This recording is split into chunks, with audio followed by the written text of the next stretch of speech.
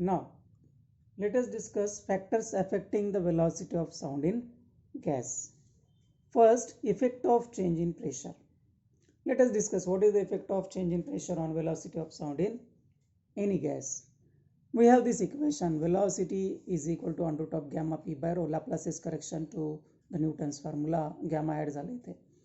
Now density बरोबर काय असतं, मास अपॉन व्हॉल्यूम. तर डेन्सिटी जागी जर मास अपॉन व्हॉल्यूम ठेवलं तर व्हॉल्यूम काय होणार, वरी शिफ्ट होणार.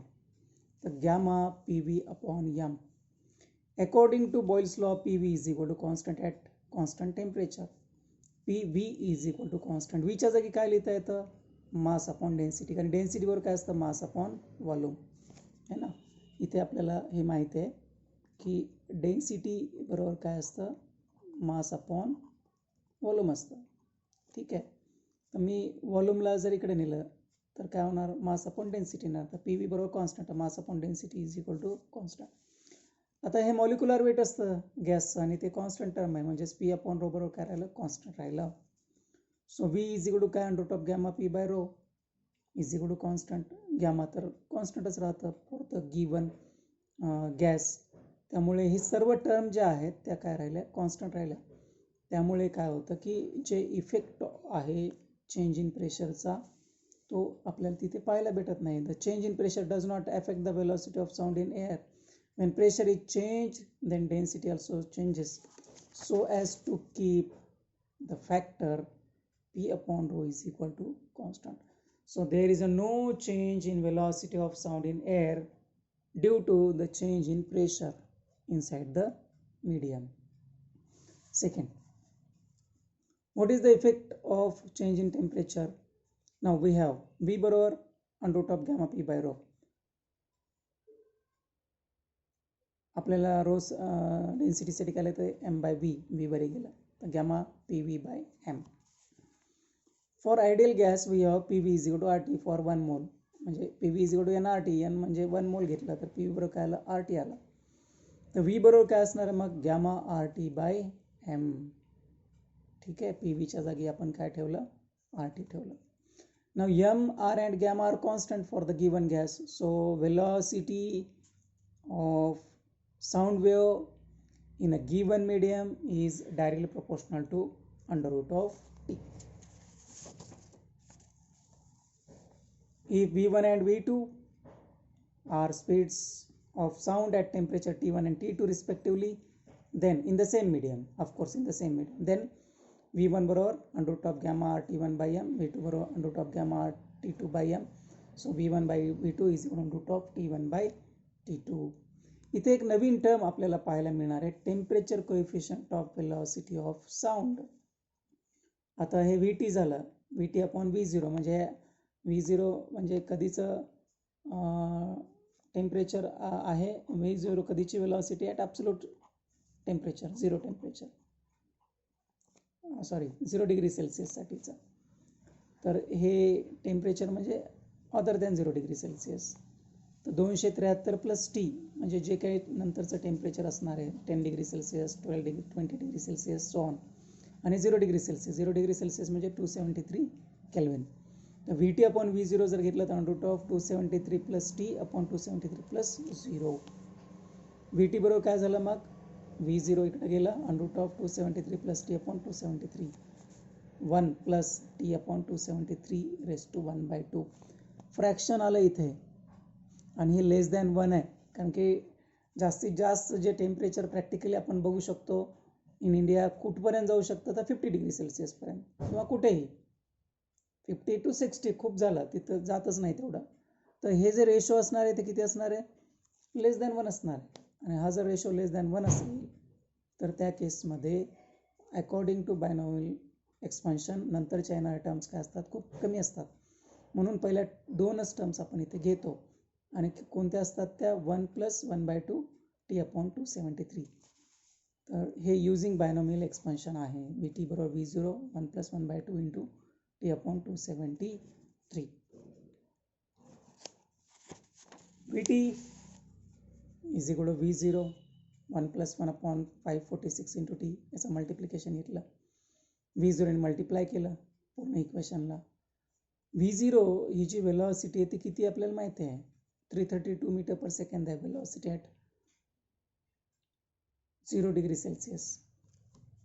मग VT बरोबर काय झालं, V0 plus 0.61 into T degree Celsius. आता हे जे 0.61 आहे त्याला आपण temperature coefficient of velocity of sound असं म्हणतो. 1 डिग्रीने जर वाढलं टेम्परेचर तर 0.61 वाढणार, 2 डिग्रीने गेलं त्याला इंटू 2 करणार आपण.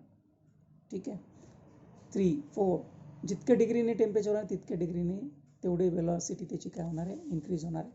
The velocity of sound increases by 0.61 meter per second for every 1 degree centigrade rise of temperature. This is known as temperature coefficient of velocity of sound in air. म्हणजे 10 डिग्री समजा जर इन्क्रीज झालं Celsius temperature तर हे 6.1 metre पर सेकंडनी velocity काय होणार, increase होणार. So there is a increase in velocity of sound due to increase in temperature of the gas or that medium. Now, what is the effect of change in density? Consider two different gases at the same temperature and pressure with different densities. त्यांच्या densities वेगळ्या आहेत आणि समजा एखादा gas diatomic आहे, दुसरा मोनोॲटॉमिक आहे, तर त्यांचं गॅमासुद्धा काय असणार आहे, स्पेसिफिक हीटचा रेशोसुद्धा काय असणार आहे, डिफरंट असणार आहे. सो V1/V2 जर घेतलं तर γ1 अपॉन γ2 ρ2/ρ1. समजा ते दोन्ही गॅसेस सेमच असतील, डायॲटॉमिक आहेत, मोनोॲटॉमिक आहेत, तर त्यांचं गॅमा काय असणार, सेमच नसणार. If both are let us consider diatomic, तर मग γ1 बरोबर γ2, तर काय राहिलं V1/V2 बरोबर √ρ2/ρ1. So the velocity of sound in a gas is inversely proportional to square root of the density of the gas. तर इन्व्हर्सली प्रोपोर्शनल असणार आहे. डेन्सिटी जास्त असेल तर वेलॉसिटी कमी, डेन्सिटी कमी असेल तर वेलॉसिटी जास्त. Then what is the effect of humidity, म्हणजे मॉइश्चर जर असेल तर त्याचा इफेक्ट काय होतो का वेलॉसिटी ऑफ साऊंडचा, ते आपण बघू. The presence of moist in air changes its density and the value of gamma. दोन्हीही चेंज होतं. Humid air contain a large number of water vapours. खूप सारे वॉटर मॉलिक्युल्स त्याच्यामध्ये असतात. पावसाळ्यामध्ये आपण बघतो एअर ह्युमिड असते, किंवा रात्रीला पण बऱ्याचदा एअरमध्ये ह्युमिडिटी जास्त असते. So the density of moist air is less than the density of dry air. Moist एअरची डेन्सिटी कमी असणार compare to density of dry air. So density of moist air is equal to mass upon volume. Water molecules जास्त असतात म्हणून आपण वॉटरचाच मास घेणार, 18 × 10⁻³ kg. आणि 1 मोल किती ऑक्युपाय करतं व्हॉल्यूम, तर एवढं 1 किलो मोल 22.3 × 10⁻³ मीटर क्यूब. तर डेन्सिटी किती झाली 0.804 kg per metre cube. Density of dry air किती आहे 1.293 kg पर मीटर क्यूब. तर या दोघांचा रेशो घेतला तर 1.6, गॅमाचा रेशो घेतला तर 0.9. आता मग velocity of sound in moist एअरचं इक्वेशन आहे, velocity of sound in dry एअरचं इक्वेशन आहे. मॉइस्ट अपॉन ड्राय एअर घेतलं तर हे इक्वेशन तयार होतं, γm upon γd ρd upon ρm. इथे व्हॅल्यूज आहेत आपल्याजवळ 0.9 आणि 16. त्याचं मल्टिप्लिकेशन केलं तर 1.44 आणि त्याचं अंडररूट काढलं तर 1.2. इथे एक इंटरेस्टिंग फॅक्टर आपल्याला लक्षात येतो की मॉइश्चर जर असेल तर वेलॉसिटी 20% काय होते, इन्क्रीज होते. It is not a small value. 20% velocity काय होत असते, इन्क्रीज होत असते. 332 मीटर पर सेकंद आहे वेलॉसिटी है ना. तसं 10% जर आपण घ्यायचं ठरवलं तर ते काय ना 33.2 इंटू 2 66.4 मीटर पर सेकंडनी वाढते वेलॉसिटी. 66.4 ॲड करावं लागेल आपल्याला कशामध्ये 332 metre per सेकंडमध्ये.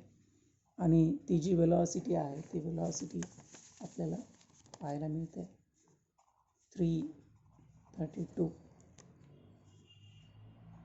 Plus 33 66.4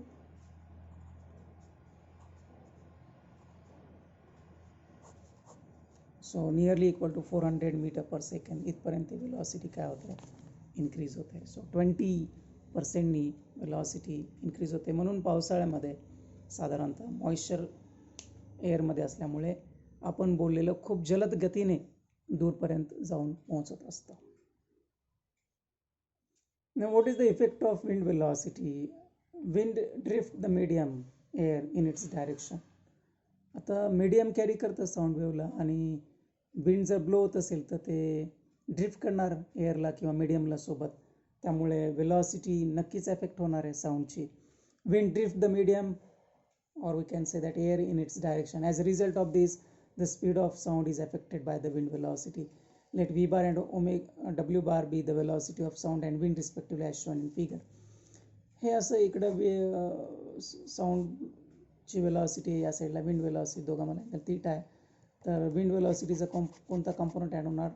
omega cos of theta. आपण हे बघतो की वारा ज्या दिशेने वाहत आहे त्या दिशेने आवाज खूप जलद गतीने येतो, कारण की विंडची वेलॉसिटी साऊंडच्या वेलॉसिटीमध्ये काय होत असते? ॲड होत असते. Let theta be the angle between V bar and omega bar. Resultant speed of sound is given by V R is equal to V plus omega cos theta. आता जर दोन्ही सेम डायरेक्शनमध्ये असेल तर डायरेक्ट ॲड होणार.